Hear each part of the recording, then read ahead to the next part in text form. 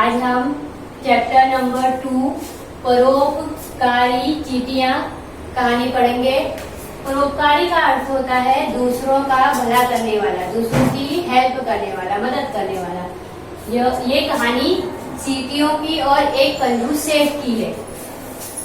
एक सेठ था, वह बहुत कंजूस था। वह क्या था? बहुत कंजूस था, बहुत कंजूसी करता था।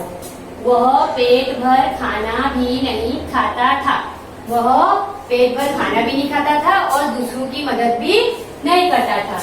जब भी उसे भूख लगती तो वह गुड़ खाकर पानी पी लेता था। उस सेठ के घर में कुछ भी खाने की वस्तु नहीं होती थी।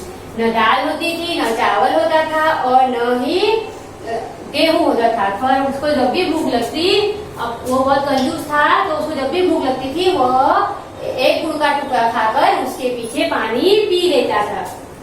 उसके घर में छोटी छोटी चींटियां रहती थी जो बहुत चिंतित थी। उसके घर में बहुत सारी छोटी छोटी चींटियां रहती थी जो कि बहुत चिंतित थी, क्योंकि घर में कुछ भी खाने पीने का सामान नहीं थी। तो वो चींटियां बहुत कमजोर हो गई थी और जो बची हुई थी वो बहुत कमजोर हो गई थी और कुछ चींटियां मर गई थी। एक दिन वहाँ एक चिंटा आया। चींटियों को देखकर वह आश्चर्यचकित हो गया। एक दिन कौन आया वहाँ पर? एक चिंटा आया। जब उसने उन कमजोर चींटियों को देखा तो वह आश्चर्यचकित हो गया। आश्चर्यचकित मतलब होता है हैरान हो गया। उन चींटियों को देखकर वह हैरान हो गया। उसने पूछा, तुम इतनी कमजोर कैसे हो गई? तो वह क्या पूछने लगा उसको कि चींटियों, तुम इतनी कमजोर कैसे हो गई हो? तुम तो बहुत परिश्रमी हो, मेहनती हो, तो फिर भी तुम इतनी कमजोर कैसे हो गई? चींटियां बोली, इस घर में खाने के लिए कुछ भी नहीं है। तो चींटियां क्या बोली कि इस घर में कुछ भी खाने पीने का सामान नहीं है। तो चिंटे ने पूछा, क्या इस घर का सेठ कुछ भी नहीं खाता? इस घर का सेठ सिर्फ गुड़ खाता है। तो चींटियां बोली कि इस घर का सेठ सिर्फ गुड़ खाता है। तो उन्होंने उस चिंटे को गुड़ वाली जगह बता दी। चिंटा गुड़ खाने जाने लगा। चींटियां उसकी मंशा समझ चुकी थी और फिर वो चिंटा वो सेठ का गुड़ खाने पहुंच गया और चींटियों के ना बोलने पर भी उसने उनकी बात नहीं मानी और चींटियां उसकी मंशा, उसकी इच्छा, मंशा का अर्थ होता है इच्छा, उसकी इच्छा समझ चुकी थी। चिंटे को गुड़ खाते देख सेठ ने अब गुड़ भी नहीं खाने का निश्चय किया। अब जब वह चिंटा गुड़ खा रहा था तो वह सेठ वहाँ पर आ गया और उसने क्या सोचा कि आज से वह गुड़ भी नहीं खाएगा, क्योंकि वह तो बहुत कंजूस था। अब सेठ भूखा रहने लगा। अब वह सेठ दिन रात भूखा रहने लगा तो उसकी शरीर की शक्ति कम हो गई, ताकत कम हो गई, वह कमजोर होने लगा, जिससे कि वे चींटियां परेशान होने लगी। तो चींटियां तो बहुत दयालु थी, तो वो उस सेठ को देखकर परेशान होने लगी, चिंतित होने लगी। फिर चींटियां बाहर जाकर कुछ ले आती और वह सेठ उसे खाता। फिर उन चींटियों ने निश्चय किया कि अब रोज वो जाकर कुछ न कुछ लेकर आएंगी। तो वो डेली उसके लिए कुछ न कुछ लेकर आती, कोई फल लेके आती। जैसे कि एक बार वो लीची लेके आई, एक बार वो आम लेके आई। इसी तरह रोज ये सिलसिला चलता रहा।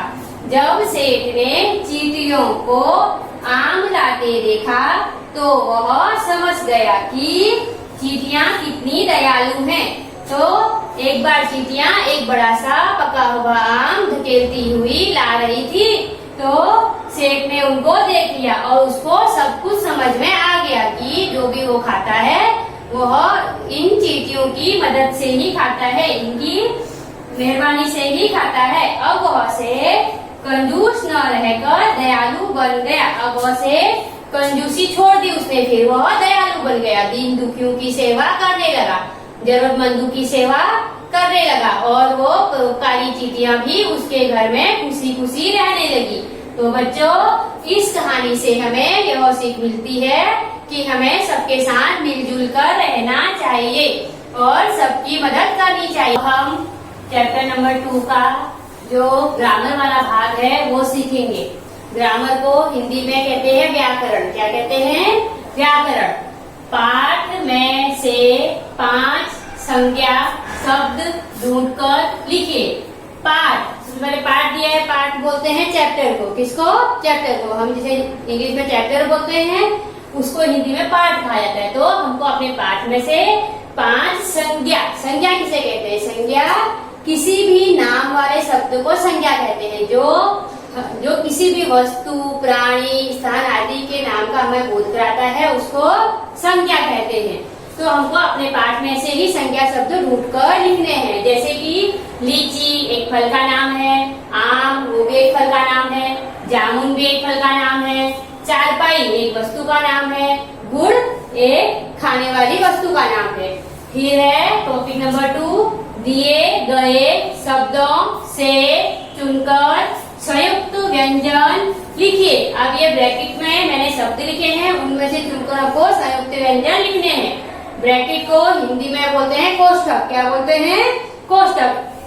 सबसे पहले लिखा है 9, 9 की नीचे हलंत है तो ये 9 आधा हो गया, फिर प्लस है, फिर है 9। अब ये आधा 9 और 9 से मिलकर जो शब्द बने हैं वो हमको इस कोष्ठक में से देखकर इधर लिखने हैं। तो सबसे पहले मैंने लिखा है गन्ना। गन्ना में आधा 9 है और 9 है, तो यहाँ से गन्ना देखकर मैंने यहाँ पे लिखा। फिर है प्रसन्न, इसमें भी आधा 9 आया है, आधा 9 आया है, तो ये प्रसन्न मैंने इधर से यहाँ पर लिखा है। फिर उसके बाद है क के नीचे हलंत है तो ये क आधा हो गया, फिर प्लस है, फिर लिखा है क, आधा क और क। आधा क और क से जो शब्द बने हैं वो हमको इधर लिखने हैं। तो ये आधा क आया, ये क आया, तो यहाँ से देखकर मैंने यहाँ पर लिखा है। फिर है मक्का लिखा है, तो इसमें भी आधा क आया, आधा क आया और क आया, तो मक्का मैंने यहाँ से देखकर यहाँ पर लिखा।